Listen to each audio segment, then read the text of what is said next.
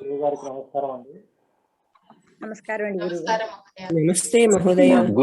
నమస్తే మహోదయ. నమస్తే అండి. అథ మంత్ర పాఠ.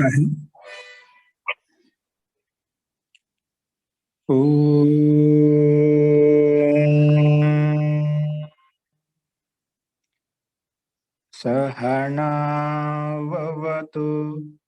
సహనౌ భునక్తు సహ వీర్యం కరవావహై తేజస్వినావధీతమస్తు మా విద్విషావహై. ఓం శాంతి శాంతి శాంతి.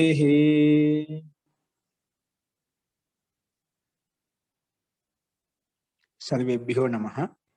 అందరికీ నమస్కారం అండి. మనము సమాధి గురించి చెప్పుకుంటున్నాము. సంప్రజాత సమాధి, అసంప్రజాత సమాధి. ఈ సంప్రజాత సమాధి, అసంప్రజాత సమాధి ఎలా కలుగుతుంది అంటే, చిత్తంలో ఉండేటువంటి వృత్తుల్ని నిరోధించినప్పుడు ఈ సమాధి కలుగుతుంది. ఈ సమాధిని పొందాలి అంటే ఏం చేయాలంటే, తీవ్ర వేగానం ఆసన్న అని చెప్పాము.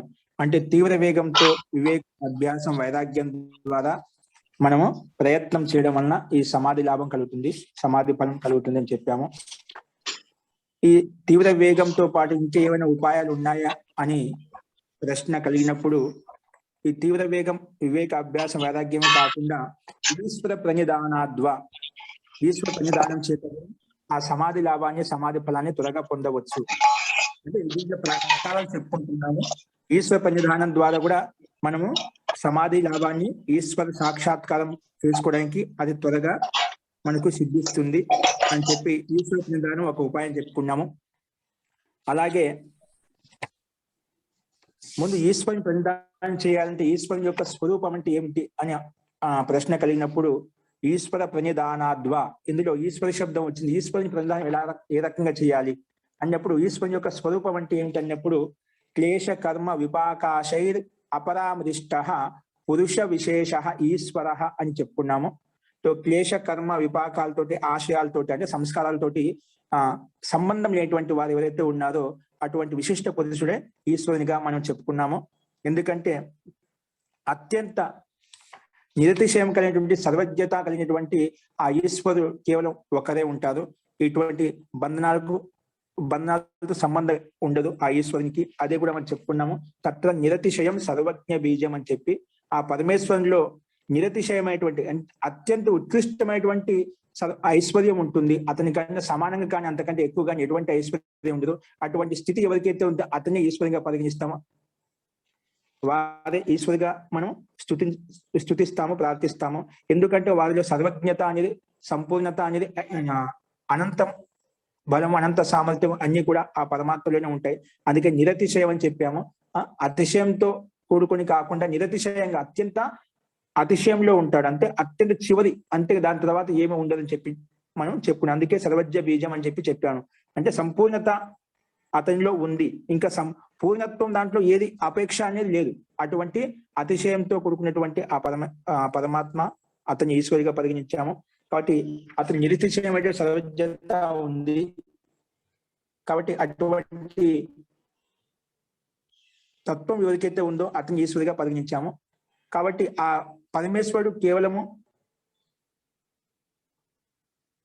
అందరికీ కూడా, గురువులకు కూడా గురువైనటువంటి వాడని చెప్పుకున్నాము. సా ఏష పూర్వేషామపి గురువు కాలేన అనవచ్ఛేదాత్. సా ఏష పూర్వేషామపి అంటే భూతకాలంలో, ఇప్పుడు వర్తమాన కాలంలో, భవిష్యత్ కాలంలో అయ్యేటువంటి గురువులు ఎవరుతున్నారు వారందరికీ కూడా పూర్వేషామపి, గురువులకు కూడా గురువైనటువంటి వాడు ఆ పరమేశ్వరుడు. అంటే ఇంతవరకు మనం ఇంతవరకు గురువుగా పరిగణించి వచ్చాము. భూతకాలంలో ఇతిహాసంలో చెప్పుకుంటూ వస్తున్నాం. ఆ గురువు ఋషులు మహర్షుల గురించి చెప్పుకుంటూ వస్తున్నాం. వీళ్ళంతా గురువులు అని చెప్పి వాళ్ళందరికీ కూడా, గురువులకు కూడా గురువైనటువంటి వాడు ఆ పరమేశ్వరుడు.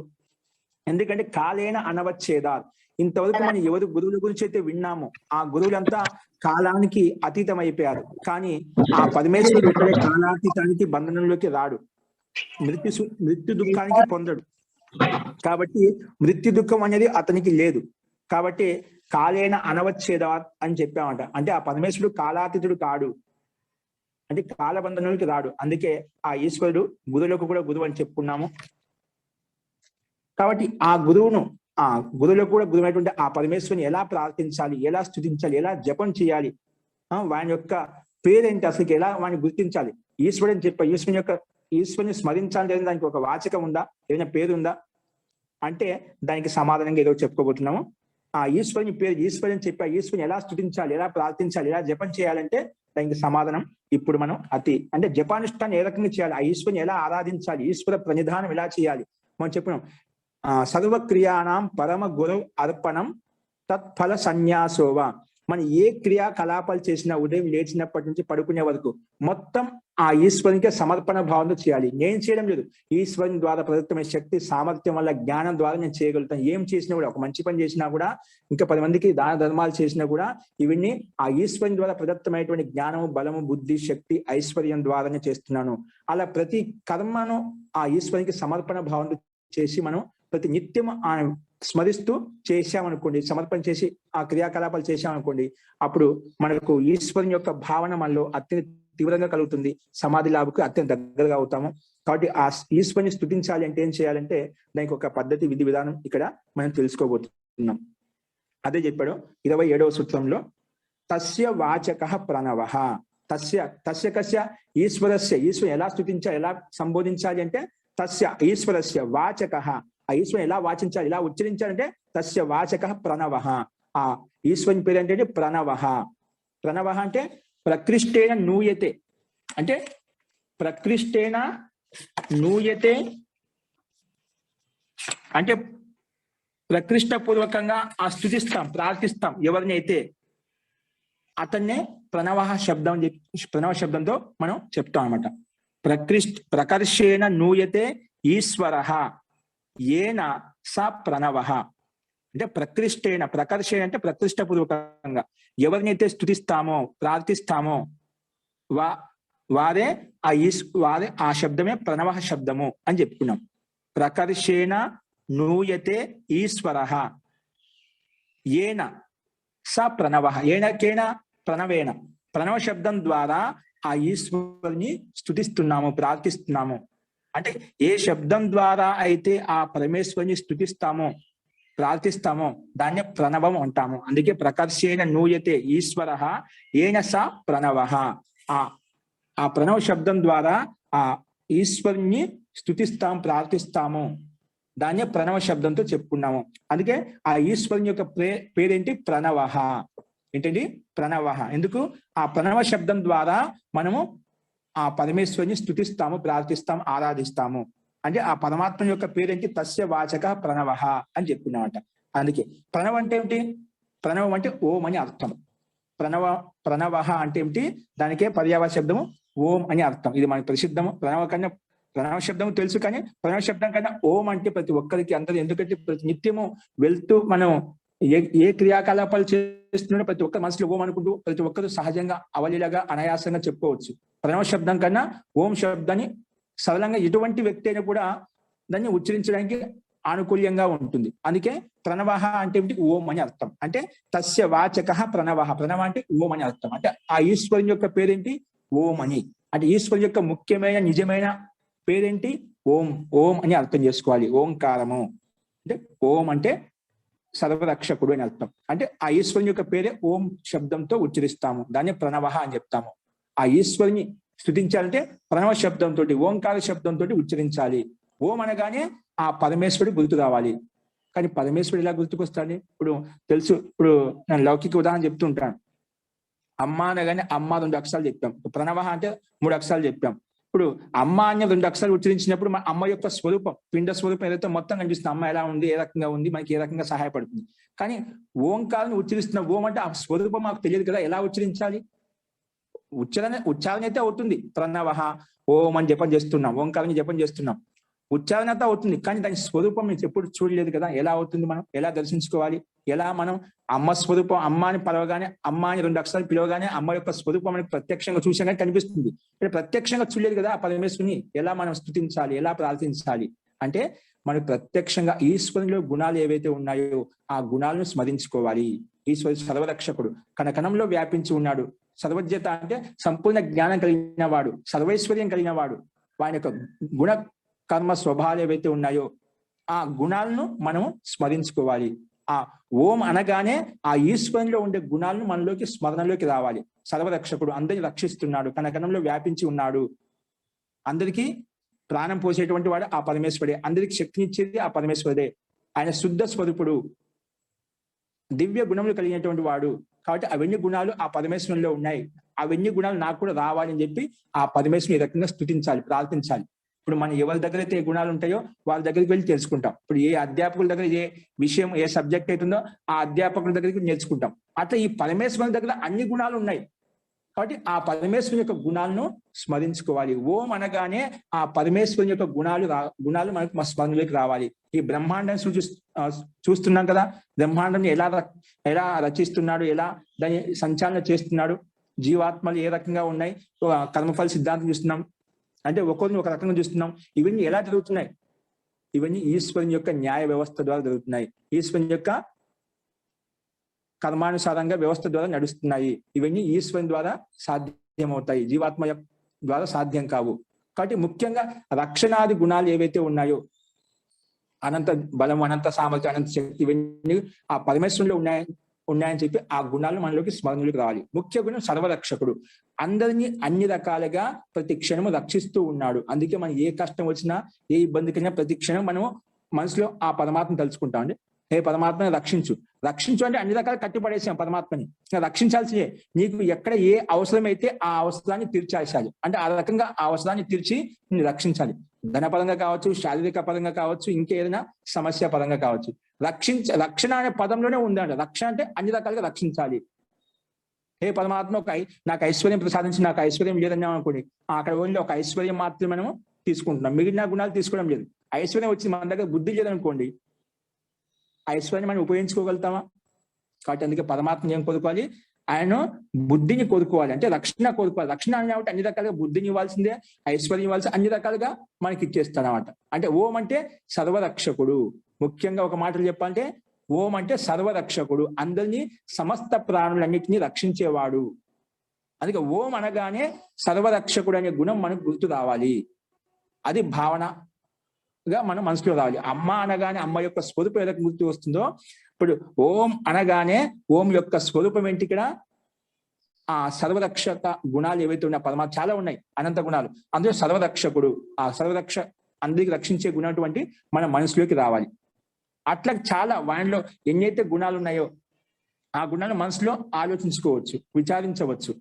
అంటే ఆ పరమాత్మ యొక్క గుణాలను విచారించడమే భావనగా భావించాలి. అందుకే తస్య వాచక ప్రణవ, తస్య ఈశ్వరుని యొక్క వాచకం ఏంటి? ప్రణవ శబ్దము. ఆ ప్రణవ శబ్దం ద్వారా ఆ ప్రణవం ఉచ్చరించగానే ఆ ప్రణవంలో ఉండే గుణాలు గుర్తు రావాలి. అంటే ఓంకారం నుండి ఈశ్వరునిలో ఉండే గుణాలు మనకు గుర్తు రావాలి, వాని చేసే కర్మలు గుర్తు రావాలి మనకు. అది ఆ పరమేశ్వరుని ఉచ్చరించడానికి వాచక శబ్దం ఏంటంటే ప్రణవ శబ్దము. అదే సూత్రం స్పష్టంగా తస్య ఈశ్వరస్య వాచక, ఈశ్వరుని వాచించేటువంటి ఉచ్చరించే శబ్దం అంటే ప్రణవ శబ్దము. ప్రణవం అంటే ఓంకారము అని అర్థం. అందుకే ఓం అంటే ప్రణవ అంటే ఓం అని అర్థం. ప్రణవనాథం అని ఎవరైనా అడుగుతుంటారు. ప్రణవ అంటే ఓంకారం అని అర్థం, ప్రణవం అంటే ఓం అని అర్థం చేసుకోవాలి. ఇదే విషయంలో మహర్షి వ్యాస ఏమంటున్నాడు చూడండి. వాచ్య ఈశ్వర ప్రణవస్య. వ్యాస భాషను చూడండి. వాచ్య వాచ్యం అంటే వాచకం అంటే ఆ ప్రణవ శబ్దము. వాచ్యం ఏంటి? ఈశ్వరుడు, అంటే దాన్ని వాచ్యం అంటాం. అంటే వాచ్య వాచక సంబంధం. ఇప్పుడు మన శరీరం ఉందండి, శరీరం ఉంది, ఆ శరీరం ఒక పిండం, ఇది వాచ్యము. ఆ పిండానికి ఒక పేరు పెట్టాం, మనకు ఒక పేరు పెట్టారా లోక వ్యవహారం కోసం? అది వాచకం. ఏంటి? అది వాచకం. ఇప్పుడు మేము పేరు పెట్టి పిలవగానే ఆ వ్యక్తి వస్తాడని పేరు వస్తుంది ఏమన్నా? ఇప్పుడు అగ్ని అంటాం. అగ్ని అంటే అగ్ని యొక్క స్వరూపం తెలుసు. అగ్ని తీసుకుందా అంటే మనం ఆ అగ్ని అనే 2 అక్షరాలు పట్టుకుందాం, ఏం తీసుకొస్తాం? అగ్ని యొక్క స్వరూపం ఏదైతుందో అది తీసుకొని వస్తామంట. అది వాచ్య వాచక సంబంధం. అగ్ని అనేది వాచకము, అగ్ని తత్వం ఏదైతుందో అది వాచ్యం. అలాగే ప్రణవ అంటేది ఆ పరమేశ్వరుని స్థుతించడం కోసం ఉచ్చరించే శబ్దము వాచకం అంటాము. ఆ వాచ్యం ఎవరు? ఆ పరమాత్మ, ఆ ఈశ్వరుడు. ఆ ఈశ్వరుని యొక్క స్వరూపం తెలియదు కాబట్టి మనం ఇంకా దర్శించుకోలేదు కాబట్టి వాని యొక్క గుణాలను మనసులోకి స్మరించుకోవాలి. వాని చేసే సర్వ రక్షణాది గుణాలు ఏవైతే ఉన్నాయో అందరు రక్షించేటువంటి గుణము, అందరికి శక్తిని ఇచ్చేటువంటి జ్ఞానాన్ని ప్రసాదించేటువంటి గుణము, అందరికీ కళ్యాణం కావాలని కోరుకునేటువంటి గుణం ఏవైతే అన్ని పరమాత్మలో ఉన్నాయి, అందరికి న్యాయం చేసేటువంటి గుణం పరమాత్మలో ఉన్నాయి. కాబట్టి న్యాయకారిత, వాళ్ళ సర్వజ్ఞత, అందరికి దయాళుత, సర్వాంతర్యామి కనకణంలో వ్యాపించి ఉన్నాడు, అందరూ రక్షిస్తున్నాడు అనే గుణాలు మనకి స్మరణలోకి రావాలి. కాబట్టి ప్రణవ శబ్దాన్ని ఉచ్చరించగానే అది గుర్తు రావాలి. అందుకే చెప్పాడు వాచ్య ఈశ్వర ప్రణవస్య. ప్రణవ శబ్దానికి వాచ్యవరు ఈశ్వరుడు. ప్రణవ శబ్దం ఉచ్చరించగానే ఆ వాచ్య శబ్దం ఏదిందో ఆ ఈశ్వరుడు గుర్తు కావాలి, అంటే ఈశ్వరులో ఉండే గుణాలు గుర్తు రావాలి. అస్తు. తర్వాత ఏమంటున్నాడు, కిం అస్య సంకేతకృతం వాచ్యవాచకత్వం వాచకత్వం అథ ప్రదీప ప్రకాశవత్ అవస్థితమితి. ఇక్కడ ఒక ప్రశ్న వేశారు. కిం అస్య సంకేతకృతం వాచ్యవాచకత్వం ప్రదీప ప్రకాశవత్ అవస్థితమితి. ఇప్పుడు ఈ ప్రణవస్య వాచ్య ఈశ్వర అని చెప్పావు కదా, ఇది ఆ ప్రణవ శబ్దం అది నిత్యమా? ప్రణవ శబ్దము ఆ ఈశ్వరుని తోటి నిత్య సంబంధమా? ఇప్పుడు మనకు ఒక్కొక్కసారి ఒక పేర్లు మారిపోతూ ఉంటాయి. మారుతుంటాయా? ఇప్పుడు మనకు ఒకరి దృష్టిలో మనము నాన్నగా ఉన్నాం, ఒకరి దృష్టిలో తమ్ముడిగా ఉన్నాం, ఒకరి దృష్టిలో ఇంకా తాతగా ఉన్నాం. అంటే మనకే పేర్లు ఉపాధులు మారుతున్నాయి. ఒక్కొక్క సందర్భాన్ని బట్టి వ్యక్తి ఒకరైనప్పటికీ కూడా, కృష్ణ శబ్దం ఒకరైనప్పుడు కూడా ఆ కృష్ణ శబ్దం ఒకరికి కొడుకు కావచ్చు, ఒకరికి అతని తండ్రి కావచ్చు, అంటే పేర్లు మారుస్తున్నాం. అట్లా ఉపాధులు మారుతున్నాయి కర్మను బట్టి. అట్లా పరమేశ్వరుడు మారుతుంటాయి. కానీ ఇక్కడ మటుకు ప్రణవ శబ్దంలో మటుకు అక్కడ మార్పులు ఉండవు, ఎటువంటి మార్పు ఉండదు. కిం అస్య సంకేతకృతం. ఇది ప్రణవ శబ్దం సంకేతం, ఎవరికి?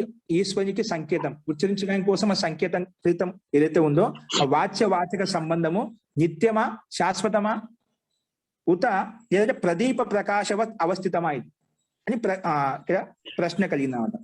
కిం అస్య సంకేతకృతం అంటే ప్రణవ శబ్దం ద్వారా సంకేతిస్తున్న ఈశ్వరుని శబ్దాన్ని, అది వాచ్యవాచకత్వం కృత్రిమమా అంటే అది కృత్రిమంగా ఏదో తాత్కాలికంగా మనము చెప్పిందా, లేదంటే ప్రదీప ప్రకాశవత్ అవస్థితం ఇది.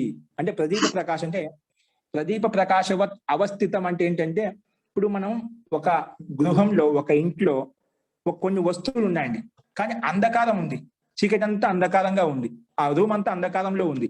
కానీ వస్తువులు చాలా ఉన్నాయి, వస్తువులు పదార్థాలు ఏవైనా ఉండొచ్చు, ఏవో చాలా ఉన్నాయి. అవి ప్రదీప ప్రకాశవత్ అంటే ప్రదీపం వేయగానే, అంటే దీపం వెలిగించగానే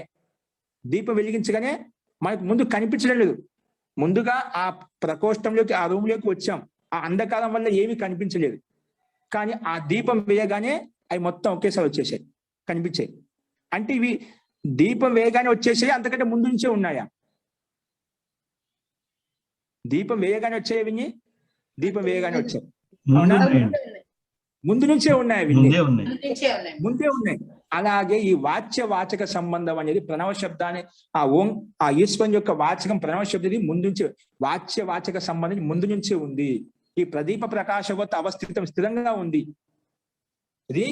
అది ప్రకాశం మనకు నిమిత్తం ఏర్పడిందన్నమాట. ఆ వస్తువులు ముందుంచి స్థితంగానే ఉన్నాయి, ఆ ప్రకాశం ద్వారా అవి మనకు వ్యక్తమయ్యాయి, ప్రకటితమయ్యాయి. అలాగే ఈ వాచక శబ్దం ద్వారా ఈశ్వరుని తత్వం నిత్యం అనాది కాలం నుంచి ఉంది. అదేదో మన వాచక శబ్దం ఉంది కదా, ఇప్పుడు కృత్రిమంగా తయారు చేసినది కాదు, ఈ సృష్టిలో తయారు చేసింది కాదు. ఈ సృష్టి అంతకన్నా ముందు సృష్టిలో కూడా ఎప్పుడు నిత్యంగా శాశ్వతమైనటువంటి ఆ పరమేశ్వరుడు నిత్యంగా ఎల్లప్పుడూ సదా ఉంటాడు. కాబట్టి ఇది నిత్య సంబంధం. ఈ ప్రణవ శబ్దానికి ఈశ్వర వాచ్య శబ్దానికి వాచ్యవాచక సంబంధం నిత్యమైంది.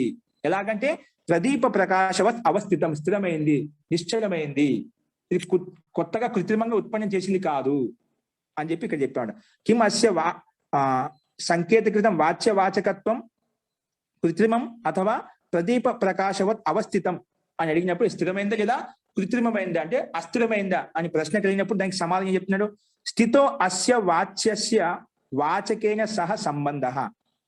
వాచ్యస్య వాచకేన సహ, వాచకం అంటే ప్రణవ శబ్దం తోటి, వాచ్యం అంటే ఈశ్వర శబ్దము, సంబంధము స్థిత నిశ్చలమైంది, స్థిరమైంది. ఇది ఏదో తాత్కాలికంగా మనం ఈ సృష్టిలో మనం సృష్టించింది కాదు. ప్రణవ శబ్దం ఈ సృష్టిలో ప్రణవం అంటే ఆ ఈశ్వరుని యొక్క పేరును ప్రణవ శబ్దంతో ఉచ్చరిస్తామని చెప్పి ఈ సృష్టిలో కాదు, అనాది అంతకన్నా ముందు సృష్టిలో కూడా ఇదే వాచక శబ్దం ఉండేది. అందుకే ఈ వాచక శబ్దము నిత్యమైంది, స్థిరమైనది. స్థిరైనది ఏది? అస్య వాచ్యస్య వాచకైన సహ, వాచక శబ్దంతో వాచ్యస్య సంబంధము స్థిరమైంది అని చెప్పి నీకు సమానం చెప్పారు. ఇంకా సంకేతస్తు ఈశ్వరస్య స్థితమేవ అర్థం అభినయతి. ఈ సంకేతం మాత్రం వాచక శబ్దము సంకేతిస్తున్నాం కదా, ప్రణవ శబ్దము ఈశ్వరుని యొక్క వాచ్యం అని చెప్పి ఈ సంకేతస్తు ఈశ్వరస్య స్థితం ఏవ అర్థం అభినయతి, ముందు నుంచే స్థితమైనటువంటి అర్థాన్నే ద్యోతిస్తుంది, ప్రకాశిస్తుంది, కానీ ఏదో తాత్కాలికంగా మనము క్రియేట్ చేసినది కాదు, కృత్రిమంగా చెప్పింది కాదు. అందుకే స్థితమేవ అర్థాన్నే మనకు ద్యోతిస్తుంది. ఏ విధంగా అయితే దీపం వేయగానే మనకు అక్కడ ఉన్నటువంటి వస్తువులు, విద్యమానమైనటువంటి వస్తువులు మనకు ప్రకాశిస్తున్నాయో, కనపడుతున్నాయో, అవి మనకు కొత్త ప్రకాశం వేయడం ద్వారా వచ్చినట్టు కాదు, అవి ముందు నుంచే స్థితమైంది. అలాగే ఈ వాచక సంబంధం కూడా ముందు నుంచే స్థిరమైనటువంటి స్థితిని మనకు ప్రకాశిస్తున్నాయి, ద్యోతిస్తున్నాయి అని చెప్పి మహర్షి వ్యాస్ కూడా మనకు సంకేతం చేస్తున్నాడు ఇక్కడ. అందుకే సంకేతస్తు, ఈ ప్రణవ శబ్దం యొక్క సంకేతం ఈశ్వరస్య స్థితం ఏవ అర్థం అభినయతి, ముందు నుంచే స్థితమైనటువంటి ఆయన యొక్క సత్తా యొక్క స్వరూపాన్ని ఎల్లప్పుడూ ఉంటాయని చెప్పి అర్థాన్ని, సంబంధాన్ని ద్యోతిస్తుంది. స్థితం ఏవ అర్థం అభినయతి, ప్రకాశింపజేస్తుంది. ఎలాగంటే యథా, దానికి సమానం చెప్తున్నాడు లౌకిక ఉదాహరణ ఇచ్చేసి, యథా అవస్థిత పితాపుత్రయో సంబంధ సంకేతేన అవద్యోత్యతే. సంకేతం ద్వారా మనకు తెలిసిపోతుంది. ఇప్పుడు పుత్ర అంటున్నాం అంటేనే మనకు అది సంబంధం నిత్యం. పుత్ర అనగానే ఖచ్చితంగా పిత ఉంటాడు, దానికి రెండో వికల్పం లేదు. పుత్ర శబ్దం వచ్చిందంటే తండ్రి లేకుండా పుత్రుడు రాడు, అంటే సంబంధం నిత్యమా. పుత్రుడు అని చెప్తున్నా అంటే ఖచ్చితంగా తండ్రి ఉంటాడు. తండ్రి అంటున్నామంటే తండ్రి ఉపాధి వచ్చిందంటే ఖచ్చితంగా పుత్రుడు ఉంటాడు. తండ్రి అని పేరు ఎవరికి వేస్తాం? పుత్రుడు ఉన్నప్పుడే తండ్రి అంటాం. అలాగే ఈ సంబంధం నిత్యమా? అలాగే ఈ వాచక సంబంధం నిత్యము. ప్రణవ శబ్దానికి ఆ ప్రణవ వాచ్యం ఏదైతే ఈశ్వరతత్వం ఏదైతే ఉందో దానికి సంబంధం నిత్యము. ఏ విధంగా అయితే పితాపుత్రయో సంబంధ సంకేతేన అవద్యోతి, సంకేతం ద్వారా మనకు ఏ విధంగా అర్థమవుతుందో అలాగే ఈ ఈశ్వరుని యొక్క ప్రణవ శబ్దము, ఆ ప్రణవ శబ్దం యొక్క అర్థం వాచ్యం, ఈశ్వర శబ్దము వాచక సంబంధం నిత్యమైంది. ఇది కృత్రిమంగా వచ్చింది కాదు, తాత్కాలికంగా వచ్చింది కాదు అని లౌకిక ఉదాహరణతో కూడా మనకు చెప్తుంది అనమాట. పితాపుత్రయో సంబంధ సంకేతేన అవద్యోత్యతే. ఎలాగంటే అయం అస్య పిత, ఇతని యొక్క తండ్రి. అయం అంటే ఇతని యొక్క తండ్రి. అయం అస్య పుత్ర, ఇతని యొక్క పుత్రుడు. ఈ రకంగా అయం అస్య పిత, అయం అస్య పుత్ర అని చెప్పి మనం లౌకికంగా మనం ప్రత్యక్షంగా చూస్తాం. ఇది నిత్య సంబంధం, శాశ్వత సంబంధం. ఇది ఇప్పుడు ఇదే కాదు, ఈ సంబంధం అనేది ఈ సృష్టిలో కాదు, గత సృష్టిలో ఇదే సంబంధం ఉండేది, దీంట్లో మార్పు ఉండవు. వేద జ్ఞానం అనేది ఎప్పుడు ఒకే దగ్గర ఉంటుంది. ఈ సృష్టిలోనే అదే వేద జ్ఞానం ఉంటుంది, గత సృష్టిలో ఏవైతే మనం వెళ్ళిపోయో అదే గత సృష్టిల్లో కూడా ఇదే వేద జ్ఞానం ఉంటుందని. వేద జ్ఞానం అంటే మనకి వేదం ద్వారా ఈశ్వరం ద్వారా ప్రదత్తమైన వేదాలు అయితే ఉన్నాయో అందులో ఉన్న జ్ఞానమే అన్ని కాలాలు ఇదే ఉంటుంది. యథాపూర్వం అకల్పయతని వేదమంతా ఉంది. యథా పూర్వ సృష్టిలో ఏ విధంగా అయితే మనకు ఈ వేద జ్ఞానం ఇచ్చాడో పరమేశ్వరుడు, అదే విధంగా ఈ సృష్టిలో కూడా అదే వేద జ్ఞానం. దీంట్లో ఏ మార్పులు ఉండవు. ఈశ్వర జ్ఞానం ఎప్పుడు శాశ్వతమైన, నిత్యమైంది, అనంతమైంది. దీంట్లో ఎటువంటి మార్పు ఉండవు. ఈ సృష్టిలో ఒక జ్ఞానం ఉంటుంది, గత సృష్టిలో ఇంకో జ్ఞానం ఉండొచ్చు, గత సృష్టిలో ఇంకో జ్ఞానం ఉండేది, ఇంకా రాబోయే సృష్టిలో కూడా వేరే జ్ఞానం ఉంటుంది. అలా దాంట్లో మార్పులు ఉండవు. ఈశ్వరుని యొక్క జ్ఞానం స్థిరమైంది, అది నిరతిశయమైనటువంటి, దాంట్లో ఎటువంటి మార్పులు ఉండవు, శాశ్వతమైంది. అందుకే యథాపూర్వం అకల్పయత్ అని చెప్పి మనకి వేదమంత్రం చెప్తుంది. ఈ పూర్వ సృష్టిలో కూడా అదే విధంగా ఉంటుంది. అస్తు. తో పితాపుత్రయో సంబంధం ఏ విధంగా అయితే మనకు తెలుస్తుంది లోకంలో, అయమస్య పిత అయమస్య పుత్ర అని చెప్పి దాని ద్వారా ఈ వాచక సంబంధం కూడా శాశ్వతమైనది, నిత్యమైంది. ఇది కృత్రిమంగా మన తాత్కాలికంగా పెట్టినది కాదు. అది కూడా స్పష్టంగా చెప్తున్నాడు. సర్గాంతరేషు అపి వాచక శక్తి అపేక్ష తథైవ సంకేత క్రియతే. ఈ సర్గాంతరేషు అంటే వేరే సృష్టిలో కూడా, ఈ సృష్టి కాదు గత సృష్టిలో కూడా, సర్గాంతరేషు అపి, సర్గాంతరంలో కూడా వాచక శక్తి అనేది, ఈ వాచ్యము, ఇది ప్రణవ శబ్దం వాచకము, ఈ వాచక శబ్దం ద్వారా వాచ్యమను ద్యోతింపబడుతుంది అనేది, ఈ వాచక శక్తి అనేది అపేక్షాకృతంగా తథైవ సంకేత క్రియతే, అలాగనే సంకేతము అప్పుడు సర్గాంతరాల్లో కూడా ఇదే సంకేతం ఉండేది. తథైవ సంకేత క్రియతే, ఇదే సంకేతంతో వాచ్య సంబంధం స్థిరంగా ఉండేది అని చెప్పి ఇక్కడ చెప్తున్నా అనమాట. అందుకే సంప్రతిపత్తి నిత్యతయా నిత్య శబ్దార్థ సంబంధ ఇది ఆగమిన ప్రతిజానితే. ఆగమిన ప్రతిజానతే, ఆగమ ప్రతిజానితే ఉంది, జానత, ఆగమ ప్రతిజానతే. ఓకేనా?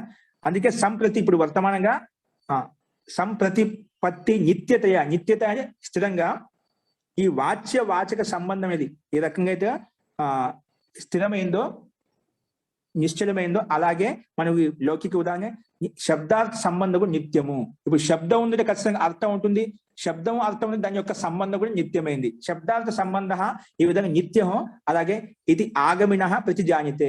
ఏ విధంగా అయితే శబ్దార్థ సంబంధం నిత్యంగా ఉంటుందో అలాగే వాచ్య సంబంధం యొక్క సంబంధం నిత్యంగా ఉంటుంది, స్థిరంగా ఉంటుంది. దీంట్లో ఏం తెలియదు. సంప్రతిపత్తి నిత్యతయా ఈ ప్రవాహ రూపం అనేది, ఈ సంకేత రూప ప్రవాహం చెప్పుకుంటాం కదా, ఈ ప్రవాహ రూపం అనేది నిత్య. ఏ విధంగా శబ్దార్థ సంబంధ ఏ విధంగా అయితే నిత్యమో అలాగే ఈ వాచ్య సంబంధం కూడా నిత్యమైంది. శబ్దార్థ సంబంధ నిత్య. ఇది శబ్దం ఉచ్చరిస్తున్న ఖచ్చితంగా ఏదో ఒక అర్థాన్ని సంకేతం ఇస్తుంది. శబ్దం ఏది కూడా వ్యర్థం ఉన్నది, ప్రతి శబ్దానికి ఏదో ఒక అర్థం ఉంది. కాబట్టి శబ్దం ఉందంటే అర్థం ఉంది, అర్థం ఉందంటే ఖచ్చితంగా శబ్దం ఉంది. అందుకే శబ్దార్థం, శబ్దము అర్థము ఆ రెండింటి యొక్క సంబంధం నిత్యం ఏ రకంగా అయితే ఉందో అందుకే ఈ వాచ్య సంబంధ శక్తి కూడా నిత్యమైంది, శాశ్వతమైంది. కాబట్టి మనం ఆ పరమేశ్వరుని యొక్క నిజమైనటువంటి ముఖ్యమైనటువంటి స్వరూపం ఏంటి, ఏ రకంగా ఉచ్చరించాలంటే ప్రణవ శబ్దం ద్వారా, ప్రణవ వాచక శబ్దం ద్వారా అంటే ఓంకార శబ్దం ద్వారా మనం స్మరించాలి, స్తుతించాలి, ప్రార్థించాలి. ఇప్పుడు ఓం అనగానే ఆయన యొక్క గుణాలు మన స్మరణలోకి రావాలి. అలాగా ఓంకార శబ్దంతో మనము స్తుతించడం వలన, ఆయన గుణాలను స్మరించడం వలన మనకు పరమాత్మ యొక్క దర్శనం త్వరగా లభిస్తుంది. కాబట్టి తస్య వాచక ప్రణవ. ఆ ఈశ్వరుని యొక్క వాచక శబ్దం ఏంటి, ప్రణవ శబ్దం, ఓంకార శబ్దం అని చెప్పుకున్నాం ఇక్కడ. అది ఎలాగో ఈ ప్రణవ శబ్దం యొక్క సంబంధం నిత్యమైంది, శాశ్వతమైంది అని చెప్పి మనం వ్యాస భాషలో తెలుసుకున్నాం. సరే, ఈ ప్రణవ శబ్దం ద్వారా ఆ ఈశ్వరుని యొక్క వాచక శబ్దాన్ని స్తుతించాలని చెప్పాం. అది ఏ రకంగా అనేది తర్వాత చూద్దాం. చూడండి, నెక్స్ట్ 28వ సూత్రంలో విజ్ఞాతం వాచ్యవాచకత్వస్య యోగిన. ఇప్పుడు మనకు తెలిసింది ఆ పరమేశ్వరుని యొక్క నిజమైన ముఖ్యమైనటువంటి పేరేంటి, ప్రణవ, ఓంకారం అని తెలిసింది. అప్పుడు యోగి తెలుసుకున్నాం, ఆ సాధకులు యోగ సాధన చేసే వాళ్ళని తెలుసుకున్నాం. ఆ ఈశ్వరుని యొక్క ముఖ్యమైనటువంటి నిజమైనటువంటి పేరేంటి, ఓంకార అంటే ప్రణవ శబ్దం తెలిసిందన్నమాట. అందుకే విజ్ఞాత వాచ్యవాచకత్వస్య యోగిన. వాచ్యము వాచక సంబంధకు ఇది స్థిరంగా తెలుసుకున్నామట. వాచకం ప్రణవ శబ్దం ద్వారా ఆ వాచ్యం ఈశ్వరుని మనం స్తుతించవచ్చు, ప్రార్థించవచ్చు. ఇది మనకు ప్రక్రియ పద్ధతి. ఈశ్వరుని స్తుతించాలంటే ఆ ఈశ్వరుని యొక్క వాచక శబ్దం ఏదైతే ఉందో ఆ వాటినే మనం జపం చేయాలి. అది చేయకుండా వేరే చేసిన వాడు వస్తాడు.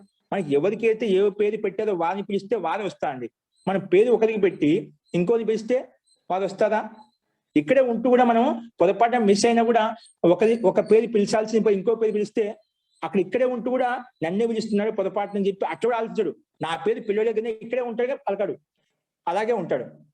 కాబట్టి ఎవరికి ఏ పేరైతే పెట్టామో వారిని అదే రకంగా మనం పిలిచినప్పుడే ఆ వ్యక్తి ఏ విధంగా అయితే వస్తాడో లౌకికంగా, అదే విధంగా పరమాత్మకి ఏదైతే పేరు పెట్టామో ఆ పేరు ప్రకారంగా మనం ఉచ్చరించడం వల్ల, ప్రార్థించడం వల్ల, జపం చేయడం వల్ల ఆ పరమాత్మ యొక్క ఉపలబ్ధి మనకు కలుగుతుంది. కాబట్టి మనం ఆ పరమాత్మ లక్ష్యంగా పెట్టుకుని భావన చేయాలి. అందుకే ఆ పరమేశ్వరుని యొక్క నిజమైనటువంటి ముఖ్యమైన స్వరూపం ఏంటి, ఓంకారము అంటే ప్రణవము. ఆ ప్రణవాన్ని జపించడం వల్ల ఆ ఈశ్వర తత్వం మనకు లభిస్తుంది అనమాట.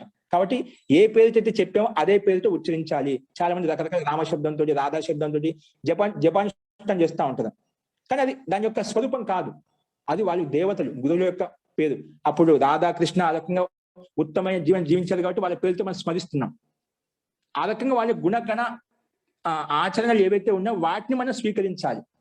కానీ ఆ గురువులకు కూడా గురువైనటువంటి ఆ పరమాత్మ చెప్పేసి ఆ పూర్వేశాపి గురువు, ఆ గురువును స్మరించాలి, మనం స్తుతించాలి, ప్రార్థించాలంటే ఓంకార శబ్దం ద్వారానే అది స్మరించాలి. ఎవరికి ఏ పేరైతే పెట్టాం వారిని స్తుతించాలి, కానీ భిన్న పేరు పెట్టిన వాళ్ళతో స్తుతించకూడదు. వాళ్ళ గుణ కర్మస్వాలు వాళ్ళకు ఉన్నాయి. కానీ పరమాత్మ అనేది శక్తివంతమైన వాడు, అంత జ్ఞానం కలిగిన వాడుగా, అనంతమైన జ్ఞానం కలిగినటువంటి వాడు కాబట్టి వారిని స్తుతించాలి. వారి మనకు సమాధి లాభాన్ని, మనలో ఆనందాన్ని, ఏకాగ్రతని కలిగించేటువంటి ఆ పరమాత్మే కాబట్టి. తస్య వాచక, అతని యొక్క పేరేంటి, తస్య వాచక ప్రణవ శబ్దం చెప్తాం. కాబట్టి ఈ సంబంధం తెలుసుకున్న వాచక సంబంధం తెలుసుకున్న తర్వాత యోగులు ఏం చేస్తారని, తజ్జపస్ తదర్థ భావనం 28వ సూత్రం చెప్పారు. తత్ జప తద్ అర్థ భావనం. సరే, ప్రణవ శబ్దం ఉచ్చరించాలా, ఓం ఓం అని ఉచ్చరణ చోటి అవుతుందా? కాదు. తద్ జప తద్ అర్థ భావనం, అర్థపూర్వకంగా జపనం చేయాలి. అర్థం అంటే ఇప్పుడు చెప్పాను. ఆయన యొక్క సర్వరక్షణ ఆది గుణాలు ఏవైతే ఉన్నాయో, సర్వరక్షకుడు, అందరికీ ప్రాణం పోసేవాడు, అందరికీ జీవనాధారుడు, శక్తి సంపన్నుడు, దివ్య గుణమైన గుణములు కలిగిన వాడు, అన్ని రకాలుగా సమస్త ప్రాణులు రక్షిస్తున్నాడు, జ్ఞానాన్ని ప్రసాదిస్తున్నాడు. వాని యొక్క గుణాలను మనం స్మరించుకోవాలి. ఎప్పుడు ఆ ప్రణవ శబ్దాన్ని అంటే ఓంకార శబ్దాన్ని ఉచ్చరించినప్పుడు తద్ జప తద్ అర్థభావనం, అర్థం గుర్తుకోవాలి. ఓంకారాన్ని ఉచ్చరించినప్పుడల్లా హే సర్వరక్షక పిత అంటే నువ్వు అందరిని రక్షించేవాడివి, నన్ను కూడా రక్షించు. నువ్వు సర్వజ్ఞత కలిగిన వాడి, సర్వజ్ఞానం సంపూర్ణ జ్ఞానం కలిగిన వాడి, అలాంటి జ్ఞానం నాకు కూడా ప్రసాదించు. కాబట్టి వాని గుణాలను స్తుతించాలి మనము. ఓం అనగానే ప్రతి క్షణం వానిలో ఉండే గుణాలు, అనంతమైన గుణాలు ఉన్నాయి కాబట్టి అనంత గుణాలు ఏదో ఒక గుణం మనం స్తుతించాలి, ప్రార్థించాలి. కాబట్టి ముఖ్యమైన గుణం సర్వరక్షకుడు అని చెప్పాం. ఓం అంటే సర్వరక్షకుడు, రక్షకుడు అంటే అన్ని రకాల గుణాలు దాంట్లోకి వచ్చేస్తాయి, అన్ని రకాలుగా రక్షించాల్సిందే పరమాత్మ. కాబట్టి ఓం అనగానే సర్వరక్షకుడు అనే ఆయన యొక్క గుణం మనలో స్మరణలోకి రావాలి, స్మృతిలోకి రావాలి. ఓం అనగానే ఆ ఓంకార శబ్దం దాని అర్థం కూడా రావాలి. కాబట్టి అట్లా అర్థపూర్వకంగా జపం చేసినప్పుడు మన మనసు అక్కడ లీనమవుతుంది, మన మనసు అక్కడికి పారిపోదు. ఇప్పుడు మనం ఏం చేస్తున్నాం అంటే ఓన్లీ జపం చేస్తుంటాం కానీ శబ్దం నడుస్తూ ఉంటుంది కానీ దాని అర్థం దాని మీద కాన్సన్ట్రేషన్ ఉండదు. అందుకే మనసు అక్కడ పారిపోతూ ఉంటుంది అన్నమాట. నువ్వు శబ్దంతో పాటు శబ్దానికి అనుగుణంగా అర్థం కూడా వచ్చిందనుకోండి. ఇప్పుడు అమ్మ అనగానే మన అమ్మ 2 అక్షరాలు అసలు మర్చిపోయి ఉంటాం, అమ్మ యొక్క స్వరూపం గుర్తుకొస్తుంది, అమ్మ 2 అక్షరాలు మర్చిపోయి. అలాగే ఇక్కడ ఓం అనగానే ఆ సర్వరక్షకుడు గుణాలు ఏవైతే ఉన్నాయో, సర్వరక్షకుడు అని చెప్పి సర్వశక్తిమంతుడు అని ఆయన గుణం మనకు స్మరణలోకి రావాలి. అంటే ఆ శబ్దం కూడా మించిపోయి శబ్దం యొక్క అర్థమే ప్రాధాన్యంగా ఉండాలి. ఇప్పుడు మనం ఇన్ని శబ్దాలు ఇంతసేపు నేను మాట్లాడుతూ ఉన్నాను, నేను చెప్పే అక్షరాన్ని గమనించడం, నేను చెప్పే అర్థాన్ని గమనిస్తున్నారు, అవునా?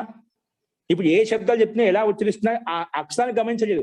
ఎందుకంటే ఈ శబ్దం యొక్క అర్థం మీకు లౌకికంగా ముందుగానే తెలుసు అని అర్థాన్ని గ్రహిస్తున్నారు. అలాగే ప్రణవ అనగానే ప్రణవ శబ్దం యొక్క వాచ్యం ఈశ్వరుని యొక్క గుణాలు మనలోకి స్మరణలోకి రావాలి, అర్థం ప్రధానంగా ఉండాలి.